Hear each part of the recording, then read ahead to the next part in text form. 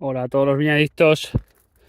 A ver, ya estamos con los emberos bastante avanzados, que estamos empezando agosto. Y ya veis como las garnachas van a tope. Pero nos encontramos con cepas, que fijaros lo que les pasa. Que emberan rosas en lugar de rojas. ¿Y esto qué pasa? Pues si es la misma, aparentemente es la misma variedad. Dices, la hoja es la misma y tal. Pues al final son lo que son es... Hay ciertas variedades que tienen un montón de biotipos distintos. En este caso lo que nos encontramos en esta viña, que es una viña vieja, es que hay mucha garnacha roya, que llamamos, ¿no? Son garnachas rosáceas o rosas que enveran, en lugar de enverar a tintas, a ver si encuentro alguna otra más, enveran hacia colores más rosáceos, no se llegan a poner.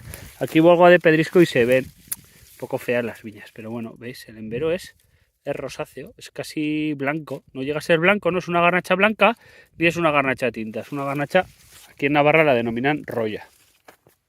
Y es bastante interesante, porque a nivel aromático es un poquito, yo creo, un poquito más aromática que una garnacha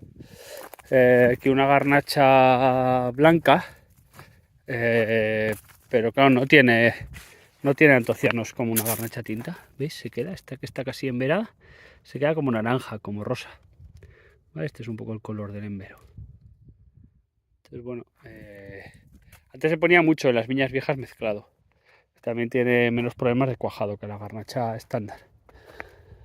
Y le pasa un poco como la garnacha blanca, ¿no? A la garnacha peluda. Son biotipos que incluso podemos llamar variedades, aunque si hiciéramos un marcado genético nos saldría que es garnacha.